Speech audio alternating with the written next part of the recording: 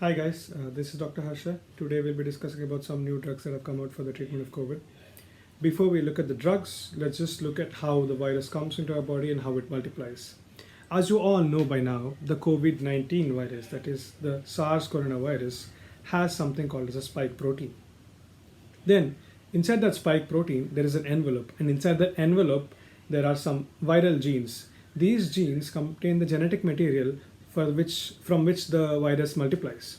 As soon as the virus enters our body, this spike protein comes and attaches to one of our cells. Then, this causes some modification in our cell so that the viral genes that are inside the envelope can come into our cells. Once inside, these genes will provide all the necessary things that are required for the multiplication and formation of more and more viruses.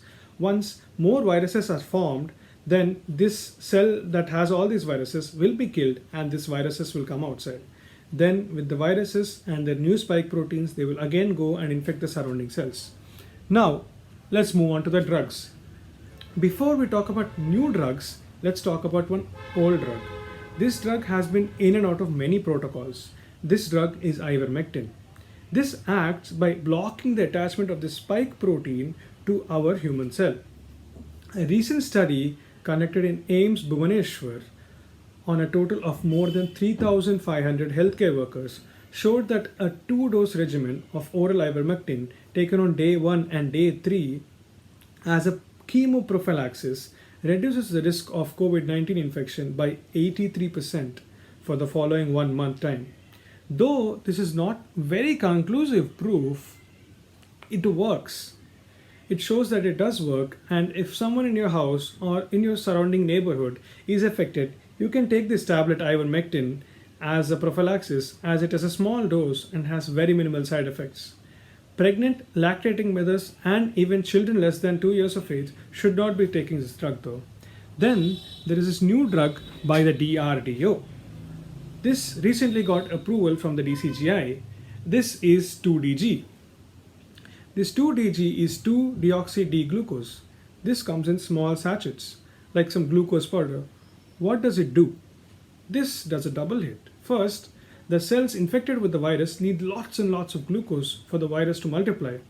Then secondly, for the formation of the spike protein, there is a process called glycoxylation, and even that requires lots of glucose. So this 2DG fools our cells into believing that it is glucose. And then this viral infected cell will take lots and lots of this 2DG, and once it goes into the cell, this 2DG will not provide any energy to the cell. And also at the same time, it will form defective spike proteins. Because of this defective spike protein, the virus that is formed is also defective and it cannot infect further cells. So one good thing about this drug is it is very cheap and it is very easy to mass produce. Right now, so far that the research is done by DRDO have shown very positive results, but they've only been used for moderate and severe cases. Hopefully, the more we use this drug, the more we'll get to know a clearer idea of how good it is. Okay, now let's look at another drug. This new drug is also approved by the DCGI. This is the Virafin injection. This is basically an interferon. Interferons are some molecules that are secreted by our own cells.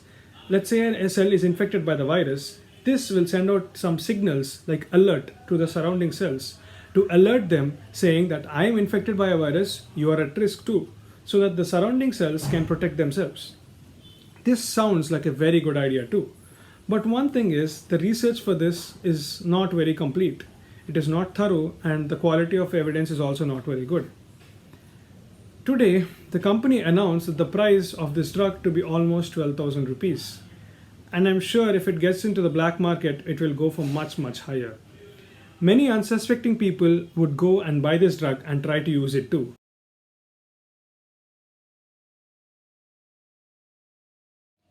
This COVID pandemic is not just taking away lives. It's taking away our hope too. But we should never lose our hope. I hope that the DCGI, from now on at least, does proper research before approval of drugs and making it available for the public. I hope even the public, before spending lots of money on those drugs, goes and gets a doctor's consultation and gets the best available treatment. And I hope All of you guys have a great day.